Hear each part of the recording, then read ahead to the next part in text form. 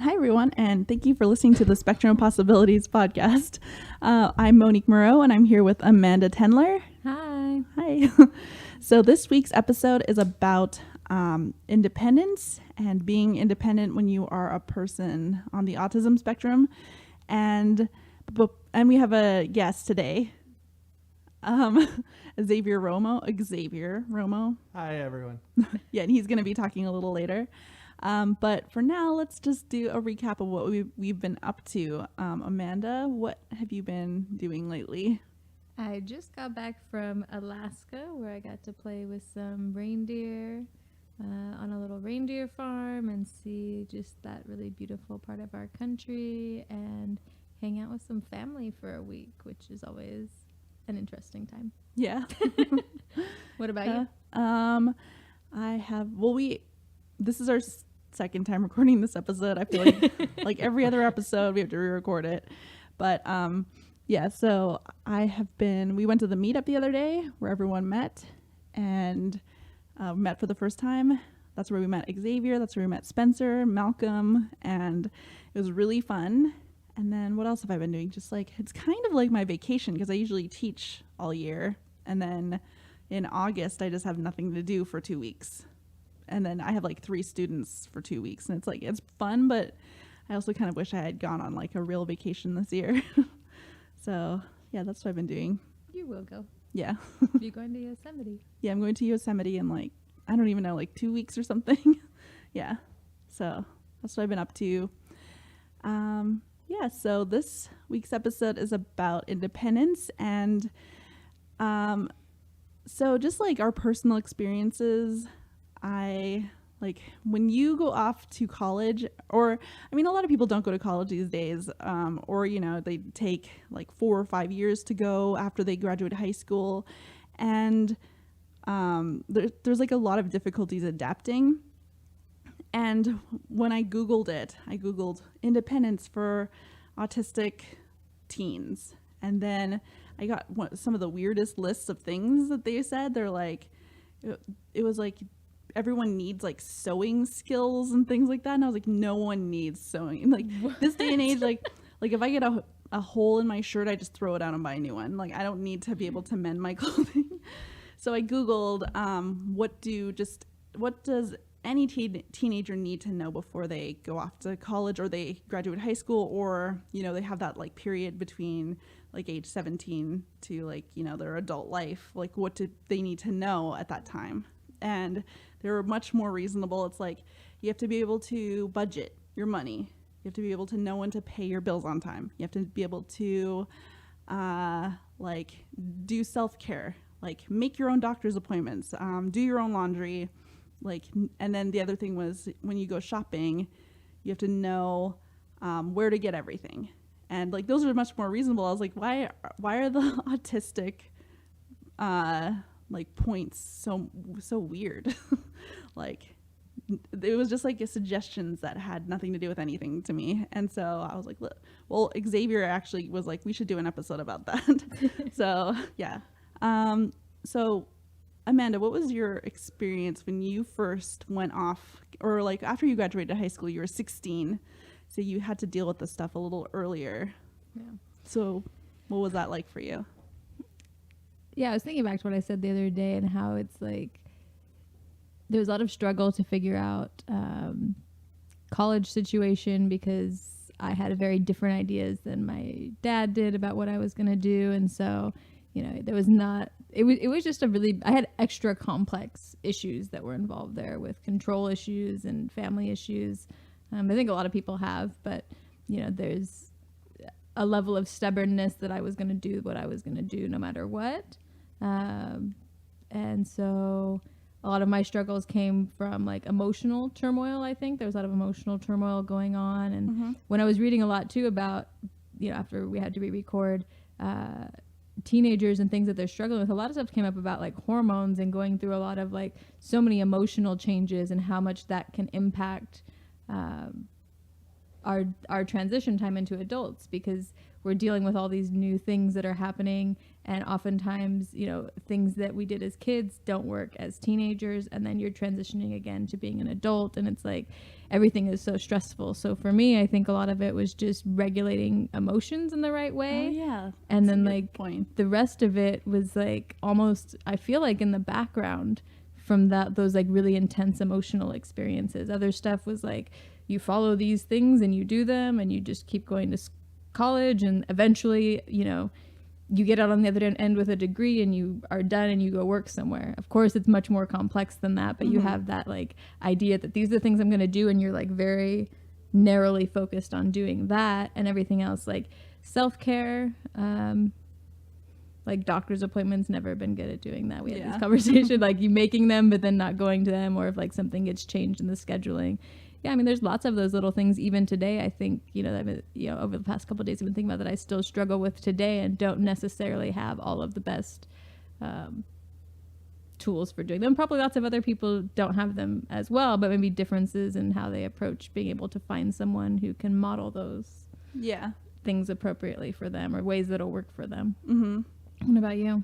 I think after high school, well, I said that I actually went away to college for about like 3 months after I graduated high school, and I like couldn't deal with it. And it was like I was in a situation where I lived in a dorm with 2 other girls, and it was just like no one prepared me to just not have my own space, first of all. And then like I realized when I was in high school, my mom and dad really did like schedule my life for me. So they told me when to do my laundry, and told me even like when to have a shower and stuff. They're like, hey, you have to go have a shower now. Like they would be like, it's not good. Okay. So, and then when I went to college, I was like, I don't even know when to do certain things. And like I would go get dinner, and my parents would make me like a well-rounded dinner, but because I was so reliant on them, I would just like eat chips and stuff. And I was like, I didn't gain any weight or anything, but I was like, I felt disgusting and horrible all the time. And I was like, so all those things kind of piled up to the point where I just like ended up moving home after my first semester of college. I was like, I'm done. And so I had to go to community college, and it wasn't until the following year that I went out and I lived in an apartment by myself or with a roommate, and I had my own space, and it was just so much better. But I took like 6 months to really learn how to take care of myself. Yeah, I think that's really important, like learning how to figure out, like, I think our parents, like because you were saying like your parents did so much and scheduled so much for you, that then when you move out, it's like, oh, you don't really have like anybody to show you, okay, this is what you do, because they just did it for you. So I think a lot of that comes with like, who can show you how to do it yourself. I think that's an important thing to find. Yeah.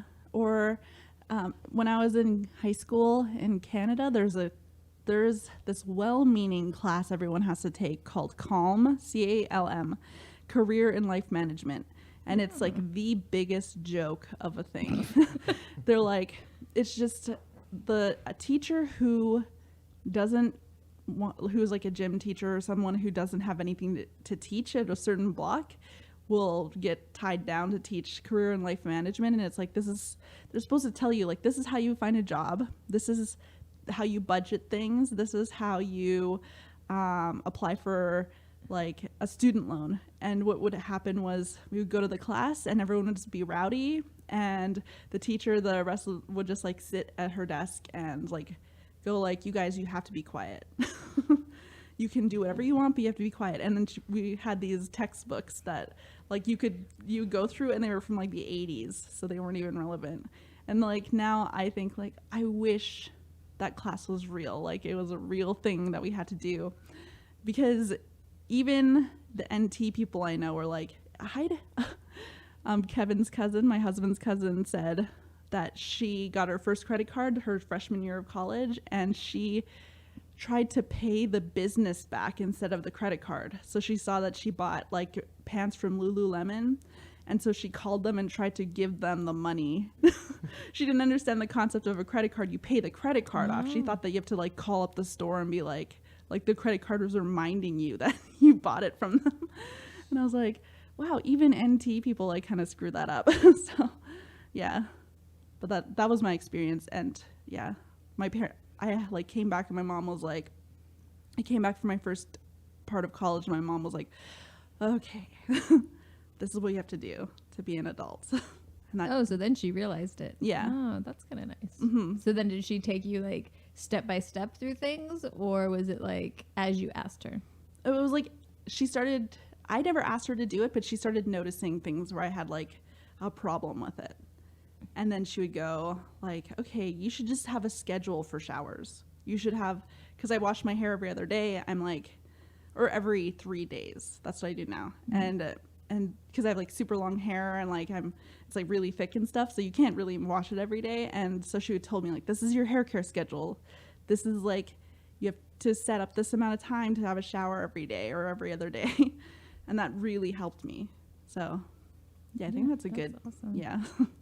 Yeah, I still don't. I think that I read a lot of like self-help books. I was really into that when I was younger, and I would read all those. So I think that is where I got some ideas. And I think that maybe a lot of other people, like if they don't have a model, they end up using, you know, a book, or now, of course, the internet, you know, to just YouTube things like, well, how do you do this? How do you do that? I don't know. Are there like any videos for like how to do life, like basic life skills? There's videos out there for everything. Like I had a comic I was watching the other day. I forget who it was, but she said that how to get garbage bins for her apartment. Her apartment didn't come with garbage bins, so she had to Google it.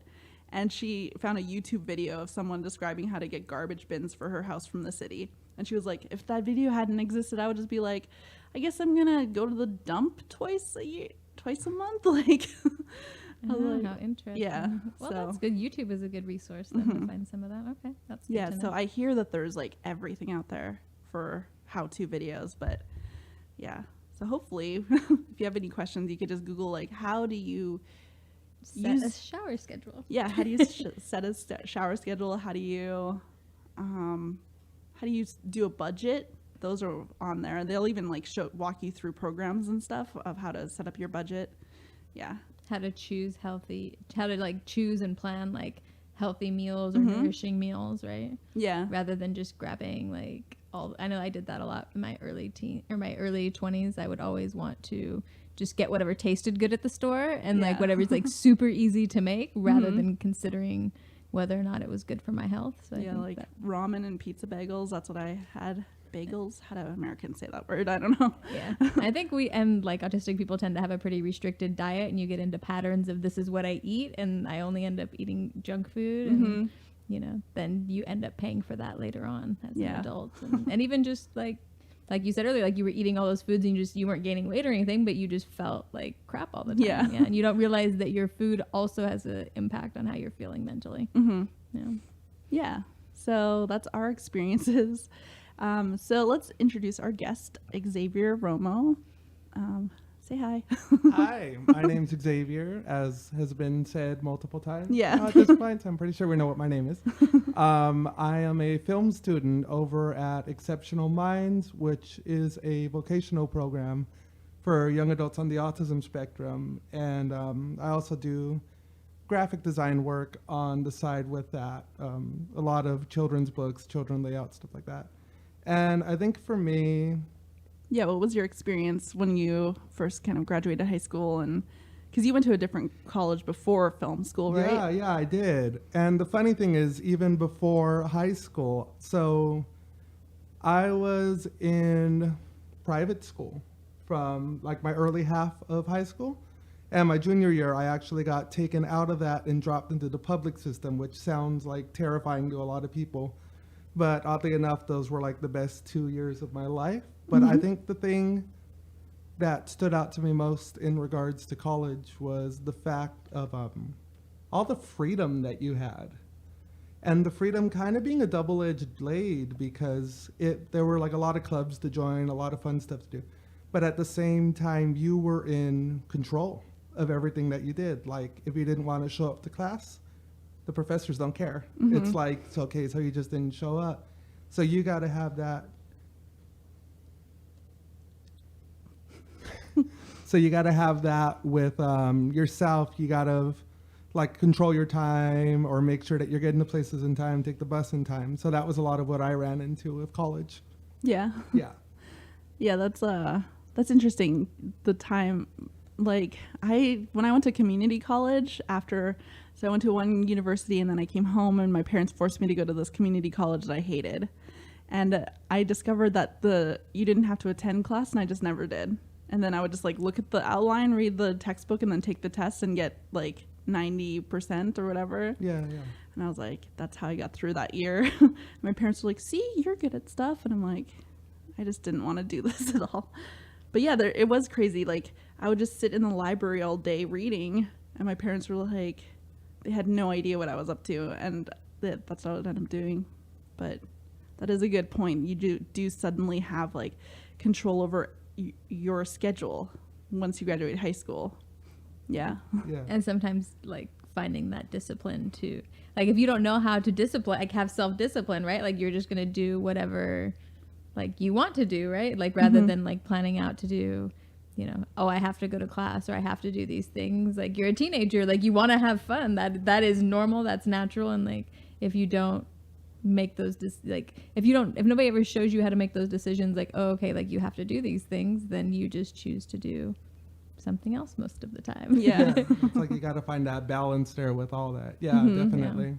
Yeah, I've had jobs as an adult where I didn't really have to like go into an office, but they wanted you to, and then I would just never go. And then like 2 weeks later, they're like, "Where are you?" I'm like, "Okay, well, I have to like schedule like on Thursdays and Tuesdays I'll go into the office." But well, I think that's another one of those hidden things that they don't teach you. Like everybody kind of knows, but they don't necessarily explicitly say, is like college is really about, it's not like necessarily about going to the classes, it is, but really like your benefit from going to college is your network, right? And when I was in college, I had zero idea that concept existed. Yeah, I had no idea. Like, well, like we said this on another Lost episode. Did we? And we were talking about, I forget what it was, and the friendship one. Oh, must have been. And Malcolm, who's our sound recorder, was like, "What?" Because we've all been to college, but like the idea that college is about networking and having people that you can later in life rely on, that's something that I think even NT people like don't really know, that you're supposed to make friends and have these people in your life for the rest of your life, basically. Yeah. So it's like, it's not like the point to like avoid going to, like how it was in high school, like you avoid doing as much work as possible because as long as you get the grade, you're getting passed through anyways. And it's a total different like setup where it's not about the grade anymore. It's about how are you going to build this like work social structure. That's really what it is. It's like the work social structure foundation. But you don't realize that unless it's explicitly told to you. Yeah. So frustrating. Yeah. Because you like wasted 4 to 6 years. Yeah, and it's like you didn't realize it at the time, or you didn't realize that was expected of you. And then there's not like people that are going to be like, oh, you got to do this, or there's no like checklist for all this. And sometimes people need stuff like that. So it's kind of just finding yourself or finding that balance for sure. And that continues to impact the transition into adulthood and independence later, right? It's like one of those little things that doesn't affect you right when you move out, but because you don't know that, moving and transitioning to be more independent later, I mean, that's like these little things build up over time to be something that, you know, creates more obstacles for you in the future, even though you don't realize it. My husband went to NYU, and I know I've heard a lot of people who went to NYU film school say, oh, what a pointless, like we paid all this money for like the most pointless program. I'm sorry if you went to NYU and you loved it and like you're like, I got everything I needed out of it. But a lot of the students will say how pointless that I went there, and then say, but I met everyone I needed to know. And my husband will get jobs and do everything based on these friends he made there. And I'm like, I have one friend that I am still in contact with from college, and his name is Brett, and he does the sound editing for for this. So like, I do get something out of that relationship. So, and I did as many college classes as I could online to avoid going to any actual like in-person classes because I did not want to be around anybody. Like, I just give me the book and the papers. Like, I don't. That's all I want. Yeah. But had I known that the actual point was to go to the class and meet these people, I would have done that work, right? I would have, had I known that, I would have attempted to do the right thing. Yeah. I had air quotation marks too around that. Gonna learn. Yeah. Yeah. So all of you teenagers, now you have that information at 18 rather than at 31. Yeah. Okay, so we're going to talk about, so I found this, it's on www.understood.org, which is about, I think, people transitioning from childhood to adulthood, especially with special needs and stuff. And it was like the independent living skills kids need before moving away from home. You can Google that. But I think it's like one of the things was personal care. So self-care, like hygiene, medical maintenance, which is just like going to doctors, taking your medication on time, making sure that you're healthy. So it'd be like eating the right thing instead of what you want all the time. And like maintaining a mental, spiritual, and social balance. That's also included in that. And spiritual doesn't mean like you go to church and believe in God. It's like you feel all right with your place in the world, basically.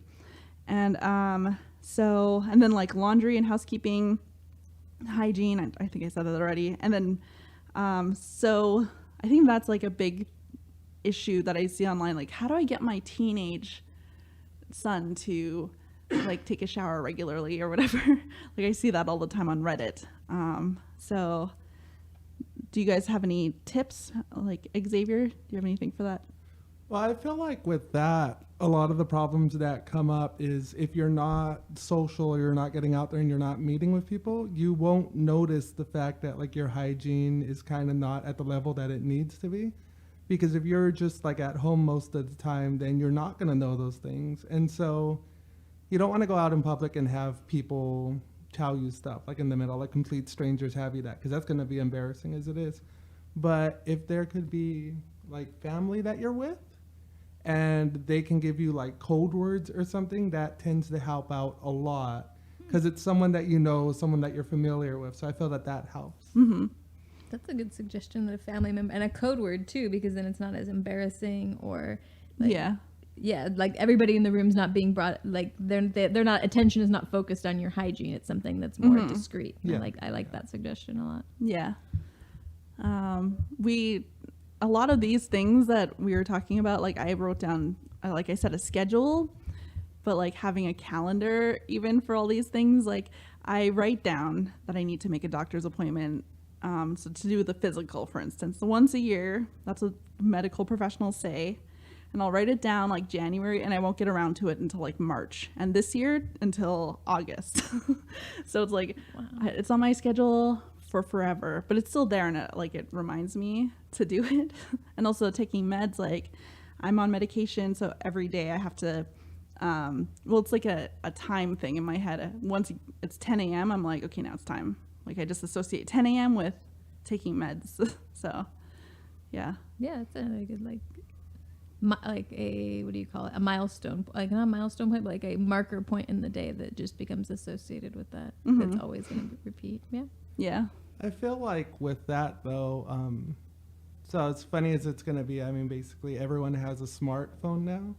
And with reminders, they're really easy to set up on there. So maybe for like the meds or something, or if you have like an appointment coming up, putting that onto your phone and maybe having like a different sound than your standard one. So it's something that like stands out to you, instead of it's all like, oh, that's probably just like a text message or an email. It's all like, oh, wait, that's like an important one, or I know that one. So that reminds you to go and check your phone at that point. Mm-hmm. Or even just gives you the audio notification without even having to check it, like, oh, that sound means med time. Yeah. That makes sense. Mm-hmm. Yeah. And so, oh yeah. All right. So just like we had to stop for a second because of a little sound issue, but we're back. So another thing is like when you set up appointments, how do you get there? So it's like when you're an adult, you can set up a dentist appointment, but then on the day it happens, like 2 weeks later, you're like, never mind, I'll just make another appointment later. So that's something that I struggle with. I go like this doctor's appointment, August 15th. I made it 3 weeks in advance. And I'm like, on August 15th, someone asked me if I wanted to do something, and I was like, I have to go to this doctor's appointment. But if it was like, if I was younger, I would just be like, oh yeah, totally. I'm just not going to go to the doctor. Yeah. Or, yeah. So do you guys have tips for that? Like, how do you get there and like actually not flake out on it?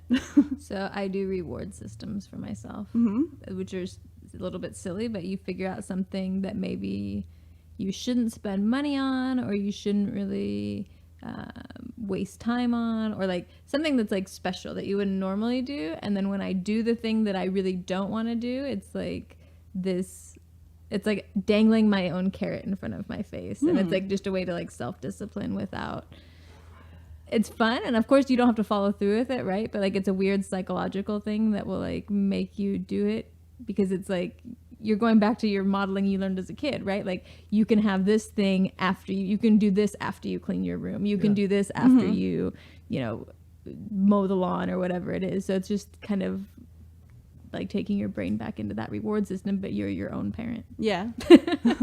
So what would be one of your rewards? Things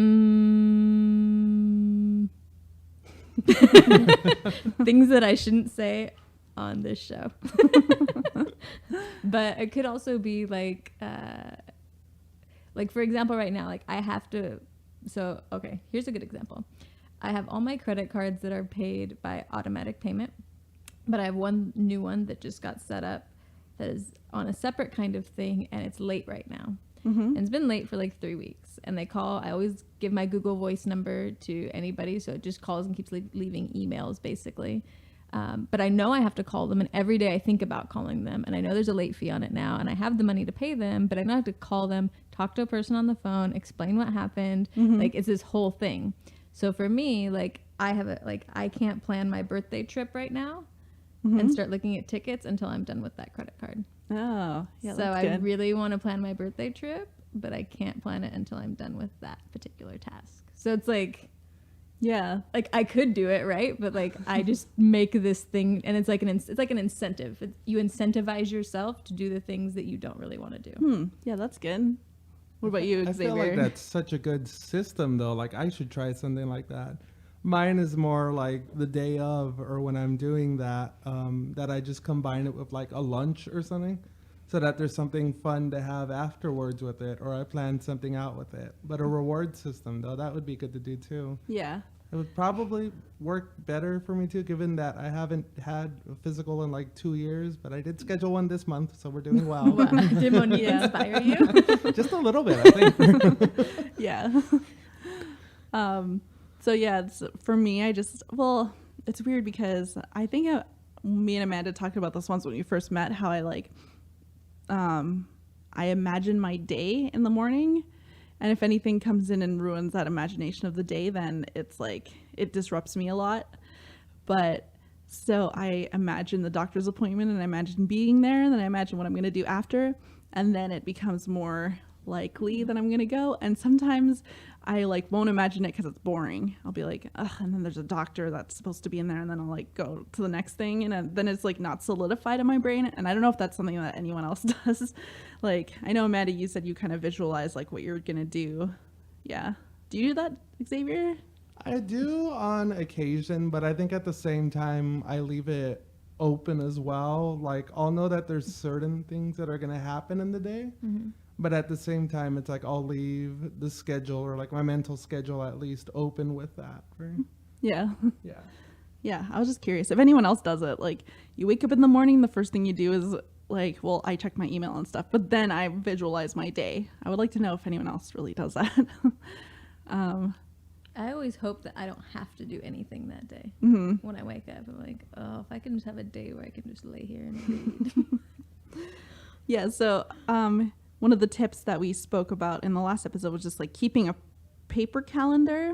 Yeah. Like having I have a whiteboard with a to-do list of things that it's like a running to-do list. Like whatever's on the top is like the most important, and then I'll erase that, and then the next thing I can do tomorrow usually. But yeah, that's how I do it. And Xavier, you had your paper calendar. Yeah, I mentioned this one of the times that we met up, but I keep a paper calendar right on the side of my desk, and it helps out because I keep both of that and a digital calendar, but the paper one helps out because I have it right on the side of my desk, and a lot of my work involves being on the computer. So when I'm looking at it, or if I'm looking around, like I'll see my calendar and then see what's coming up on the month. And that helps keep me really organized because like the list in my head, I could not so much able to do that because I tend to lose the focus or I'll forget things. Whereas if I have like that concrete calendar right there, it helps out so much having that. Yeah. Yeah, that's really good. Yeah, so, oh yeah, the next thing is that I wrote down was transportation. That's like a big thing. When I first moved to Vancouver, from my hometown, I was like terrified of taking the public transportation. It just seemed so daunting to me. First of all, I'm in a new city. It's bigger than any city I've ever lived in. And then I have to like get on public transportation and make sure. And in my brain, I was like, I'm going to get lost and I'm going to not have my pass, or they're not going to get there on time. And so those are the three things. But now like there are so many different ways to get around. So what you guys can give some transportation tips. So what's the first one? We could do like ride sharing. That's one. Yeah, ride sharing is one. Transportation tips. I was telling Xavier in the car today, I always wanted to have my own car. And I always I just love because it's like your own personal environment, right? You control the temperature, you control the breeze, you control the sound, you control like everything about it. So for me, I always wanted to have the car and would do anything to have that over any other kind of transportation. So I know for me that was very important. Like when I was 18 and I could finally do it without my parents' permission, that was like my very first thing that I did. And I had a series of like $500 beaters just to have that freedom and to be able to do what I wanted to do. So I know that for me, there wasn't any other tip other than I had a single focused drive to have my own transportation. Now see, that's so interesting though, because for me, having my own car or driving myself to places, that causes like more anxiety for me than anything. So I wouldn't have that calmness or like that sense of that this is my area. I take the bus and the train a lot. They're my main sources to get around. And I think it's something about the fact that it's kind of in someone else's hands at that point, like getting me to the place. And I can, depending on what I want to do, I can read during it, or I could find someone interesting to talk to. I find that it uses up that time better, and I know that I should get back to driving again, but for now, given how good the system is here in LA, it's much easier to just get around using public transportation and no traffic. So Oh yeah. You might be the first person ever who has complimented LA's public transportation system. So they should have you as their spokesperson. Yeah, like when I lived in Vancouver, you couldn't really have a car. It was like I lived downtown. The parking spot cost like like $200 a month, and I was a student, and I was like, I can't do that. And that was in my building. And then taking the train was like so much faster too. And so I just like, in Vancouver, was so reliable. And when I came here, and there were a couple of weeks when I didn't have a car at first, and I was like taking the bus. I would get to the bus stop and they wouldn't even be there, like on when they said. And I was like, this is bad. So that's like, yeah. I have a tip for that though, and it's something that I've been doing since I started taking the train to like get to college and all that, is that you don't take the train that's going to get you there right on time, but you take the line before that, or even the one before that one. Like you'll be getting up earlier, you'll be starting your day earlier, but it causes less stress because you're not doing like that last second getting around. You're giving yourself like some buffer time with that. So you're not so stressed if you miss a stop, or if like something happens and you get there a little late, there's a car crash, there's something, you know. Yeah, I think that is a super good tip. Yeah, that's really awesome. Yeah, so it's like, oh yeah, I know a few of our friends, especially at the meetup, like they don't drive because like there's a financial part of that. Like it costs like even if you have a $500 beater, you still have to pay for the smog check and the registration and insurance and everything. Like getting car insurance costs sometimes more than just having a Metro Pass. So it's like my car insurance right now is like $100 a month or something crazy. Yeah, mine too. Yeah. So it's like, well, that's so much easier to just not have to deal with gas and like get a Metro card than it is to buy a car and maintain that. But also some people who are autistic or on the spectrum or like have Asperger's or whatever, however you self-identify, it's like you may have problems with like spatial reasoning or, you know, just like being in a car, the anxiety of that, like Xavier said. Yeah, like you're responsible for a life. That's like pretty daunting to some people. So yeah, there are a couple other ways to get around aside from just like having your own car, like and Metro, like there's Lyft and Uber, and there's a few other there's some towns that have their like own ride share. Yeah, we have Access here. Yeah. Access is and then I think in the episode we deleted, Amanda said that some churches and volunteer groups have their own way to get around. So Amanda, what was that? Yeah, in lots of rural areas that becomes like the instead of Access or something, instead that they don't have, like, let's say you have a town of like 50,000 people or 30,000 people, there's not the funding to have those kinds of things from public services, so you have private or religious services that offer those, or like the ARC. That's the other thing that I said. The ARC has different kinds of programs and things like that for people with any kind of disability. Or whatever. I know we have Access. It's like, is that run by the city? I don't even really know anything about it. I'm not sure who runs that. But it's like, it's an organization. I know you have to apply for it, and the application process is like bonkers. Like, I don't even, when I looked at it, because I don't need it, but I was curious for this episode, and I was like, I don't even know how you would go about getting this. And there's a lot of rules for it. So it's like a publicly funded or half publicly funded program to get around a city. And you set up a pickup time and location, and they're there usually within like 15 minutes. And then, you know, you set up when you want to go home. And then if you miss 2, I think you get kicked off of Access for a while. So yeah, which is like, for me personally, I've never really tried looking into Access, but I do use like Uber or Lyft if I need that. And I find it works easier that way because you're able to call it in yourself and you don't have to call it in like ahead of time. Now, the downside is that it does cost money, but generally when I use it, I go like short distances. And I tend to use either like the ride sharing cars that they have, and that works out easier. And at that same time, I give myself the buffer system or the time buffer. But something else that I was going to mention, you guys were talking about like bus passes and stuff like that. And there are actually, like, if there's a good system in your city, look into disabled bus passes. Because all you need is like a simple letter to get yourself into there, and the fares drop like dramatically from where, like in LA, it's $20 a month for your bus pass. Oh, wow. And that gets you all into like all the rapid lines and all of that. So you don't need to worry about that again. And you said you need a letter, but what kind of letter? Just a letter from a doctor, or like if you're in a program that helps people with like the spectrum, or really like anything. Just get something from like the director of the program that says about the disability that you have and like the struggles that you have. And that will tend to help you out a lot. Like I got one, and I got like a TAP card that's good for 10 years.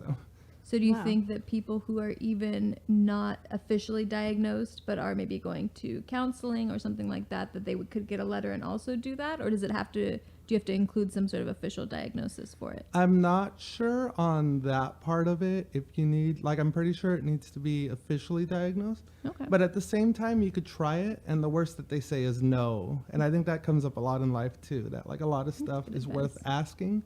Because really, the worst they could say is no. And that's it. Okay.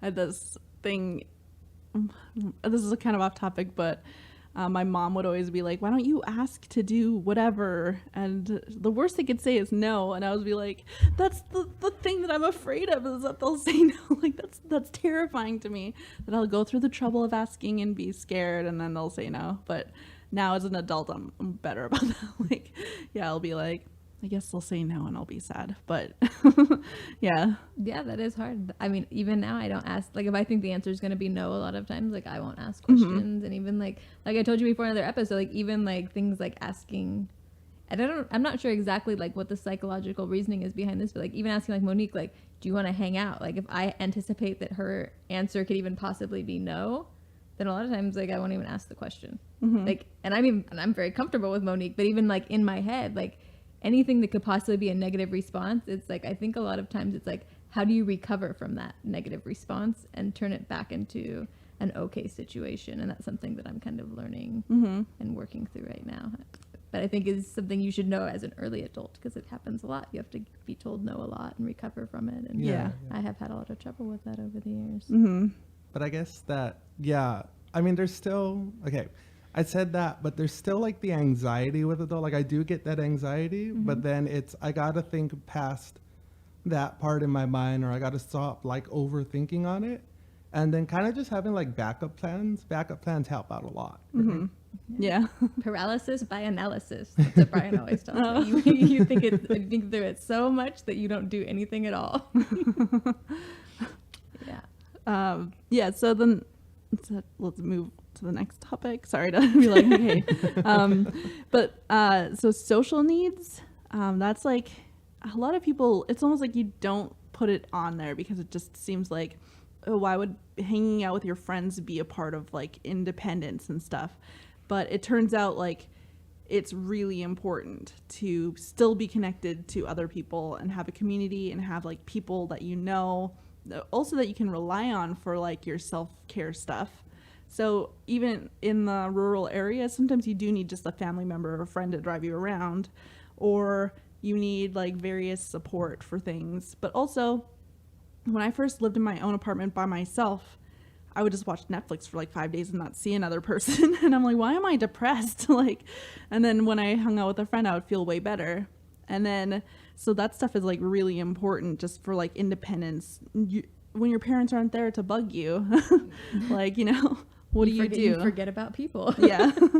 And Xavier had a whole bunch of good points to tell us about that. Yeah. Well, when I think of like community or like social stuff, okay, so community doesn't just mean like the area that you live in. It could be like a local church, or it could be activities at your school. But one that I stumbled upon was that like there's church organizations that, yes, they may be in part religious based, but at the same time, you're working within the community. Like I joined up with St. Vincent de Paul over at All Souls Church in Alhambra, and I realized that there were like the opening and closing prayers, there was all that, but there was also the food bank, like getting people food and going to pick up the food, and you learn a lot of the process with that. And just like helping out people with rent or like going over all that. And it was fun, and it really helped me grow as a person too. Like it taught me, it's like, okay, so like this is how I can help people, or these are skills that I could take on to other work. So that helps out as well. But it doesn't even just need to be work. Like the meetup groups that we go to, or the meetup meetings, those help out a lot. And you're finding people with the same interest as you. Yeah. And suddenly you're finding yourself like lost in conversations, and you end up hanging out for like 10 hours, which is what we did the other day. Yeah, we hung out from like, me and Xavier hung out from 12 noon until like 10 p.m. But we did a whole bunch of other activities during that, and Amanda was there for I think like 8 hours or something. But yeah, it's like meetups. We're really lucky in LA because there's like millions of people living here that we get to hang out at a monthly meetup where like 10 people hang out, and they're all on the spectrum in various degrees. But it's like if you live in the middle of nowhere, I mean, it's sad, there's probably not going to be a meetup like that, but there are things like social groups, or like bowling. Even if you don't like bowling, I hear joining like a bowling group is fun. Like you just like, they love hanging out, and it's not about the bowling. It's like you get there and you hang out with people, and then afterwards you guys go out to like Chili's or wherever. I don't know why I imagine like everyone after bowling goes to Chili's, but it's like, yeah, you get to befriend these people, and it's like a community building thing. Yeah. And if you're like me, who's terrified at the prospect of what Monique is just describing, is like, what would I go and like bowl, and then I'd just be sitting there while other people are bowling, and like, what am I gonna say to these people that I know nothing about? I'm just like, no, there's no way that I could ever do that. But I know other people could, because like Monique also is like very good at like meeting new people, like I've noticed by being around her, and so she's more comfortable with those kind of things. For me, I think I mentioned on the last one, like volunteering. Because then like you're working with people, but like you guys are focused on doing something together. So for me, like having something to do with people always makes it easier to be around them, because you don't always have to focus on the conversation. You can focus on what you're doing. Yeah. And I think that, and then like the conversations can happen, but it's not like, you don't have to think like, oh, I have to make conversation with this person. You can think about the work that you're doing there, and then the conversations can come naturally. That's a more comfortable environment for me. Like that's Xavier was saying, the St. Vincent de Paul Society, and I used to volunteer with like an animal rescue, and I was very, very shy when I was like 19 or 18.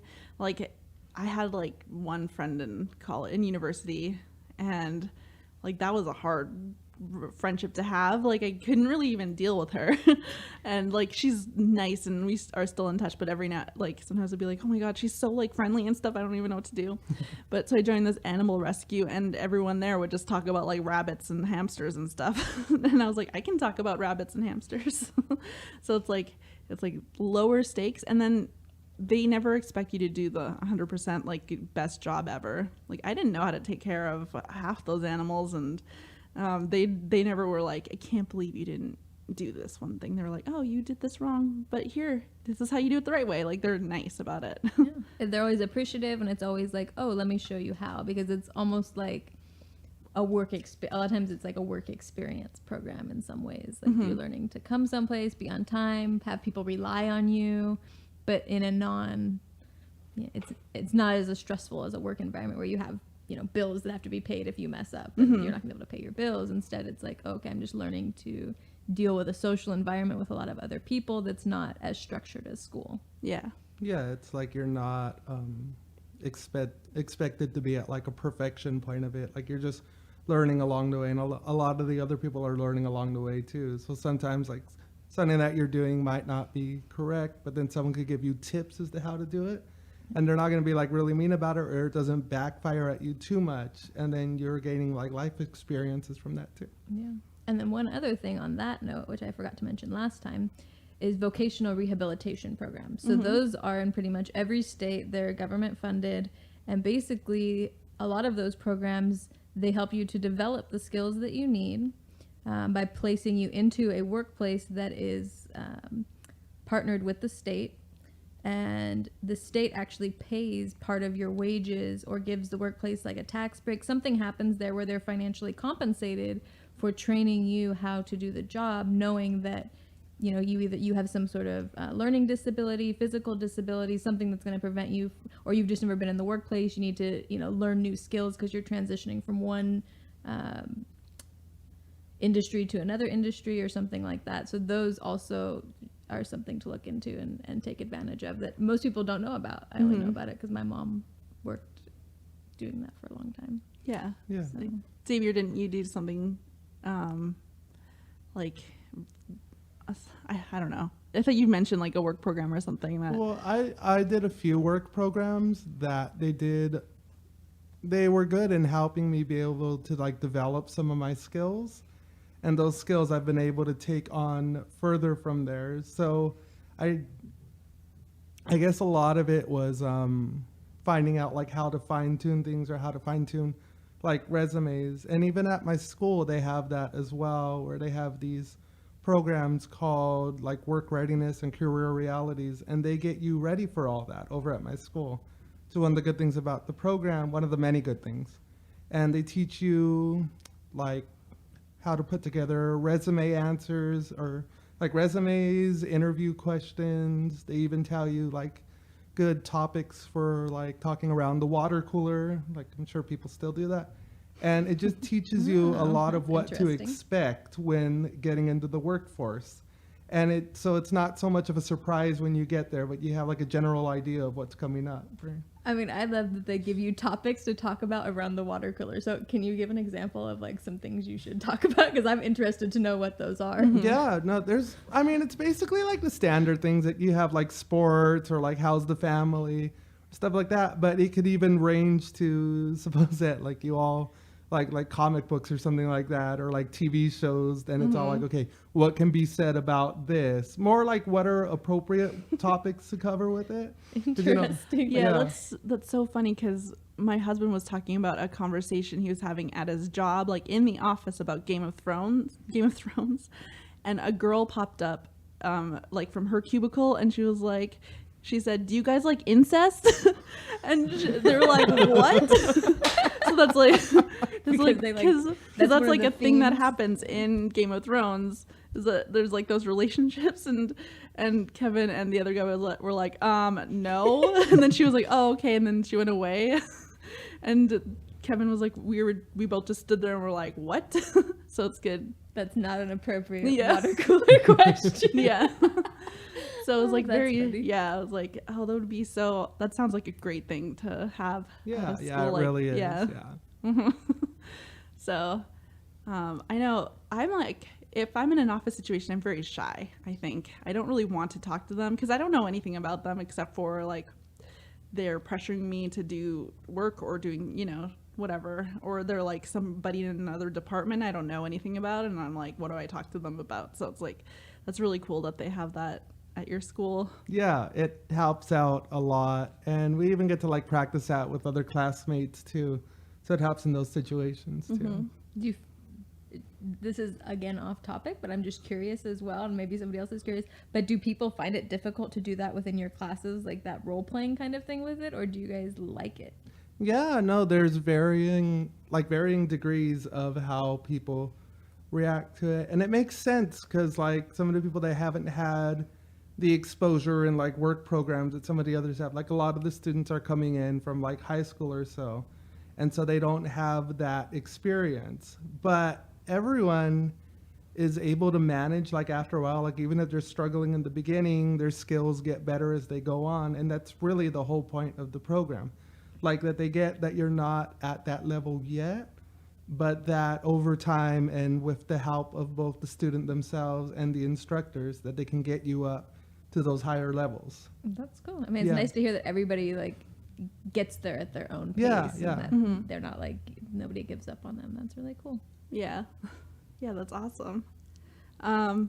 So I think just like socially that it's like keeping connected with people. I think I mentioned this in the friendship episode that like you keep your connections with people even when you don't have anything in common with them anymore, because later on in life, like not that you'll need something from them, but that like they could potentially be there for you. And like, so having more connections, especially when you're a person who like might have some special needs, it's like keeping someone around in case, like for instance, I lived alone. I had no one one day when I thought I broke my wrist, but I just injured myself really bad.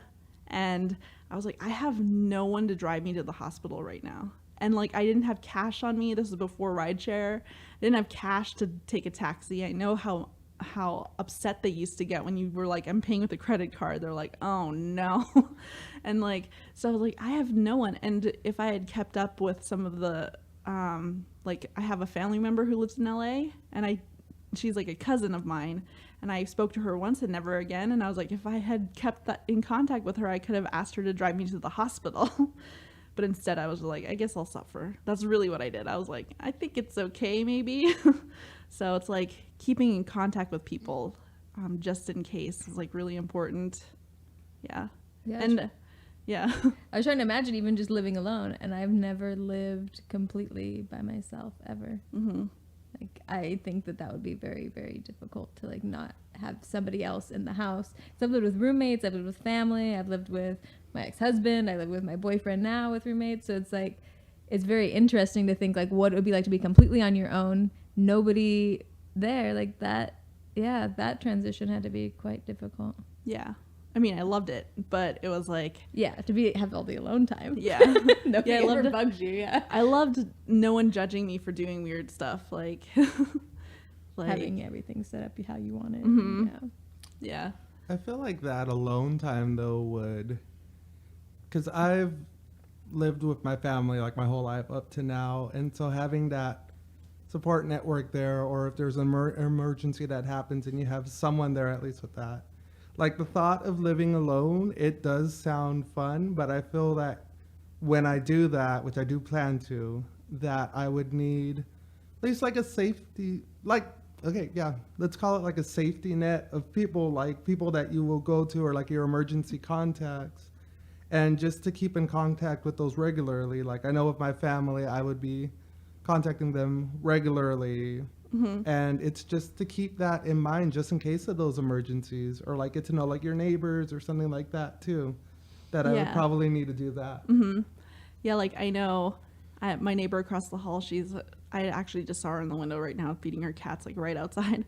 But she's really cool sometimes, but one time our water heater burst and was leaking everywhere and we weren't home, and she like took care of that immediately.